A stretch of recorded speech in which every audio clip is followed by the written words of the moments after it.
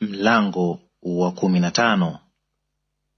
Baada ya mambo hayo, neno la Bwana likamjia Abramu katika njozi, likinena, usiogope Abramu, mimi ni ngao yako na thawabu yako kubwa sana.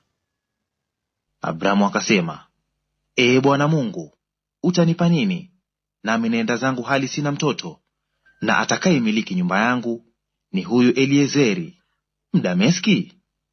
Abramu akasema, tazama, hukunipa uzao, na mtu aliyezaliwa nyumbani mwangu ndiye mrithi wangu.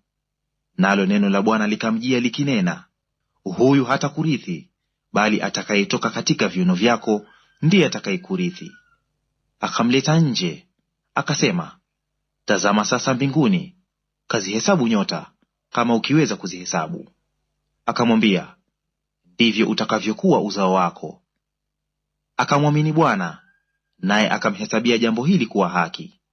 Kisha akamwambia, mimi ni Bwana niliyekuleta kutoka Uru wa Wakaldayo nikupe nchi hii ili uirithi. Akasema, Ee Bwana Mungu, nipateje kujua ya kwamba nitairithi?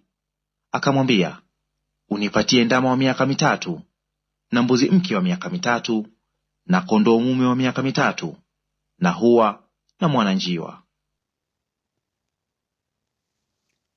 Akampatia hao wote, akawapasua vipande viwili, akaweka kila kipande kuelekea mwenzake, ila ndege hakuwapasua. Hata tai walipotua juu ya mizoga, Abramu akawafukuza. Na jua lilipokuwa likichwa, usingizi mzito ulimshika Abramu, hofu ya giza kuu ikamwangukia. Bwana akamwambia Abramu, ujue hakika ya kwamba uzao wako utakuwa mgeni katika nchi isiyo yake. Watawatumikia watu wale, nao watateswa muda wa miaka 400. Hata na taifa lile watakaowatumikia nitawahukumu. Baadaye watatoka na mali mengi, lakini wewe utakwenda kwa baba zako kwa amani, utazikwa katika uzee mwema. Na kizazi cha 4 kitarudi hapa, maana haujatimia uovu wa Waamori bado. Ikawa jua lilipokuchwa likawa giza, tazama, tanuru ya moshi na mwenge unaowaka ulipita kati ya vile vipande vya nyama.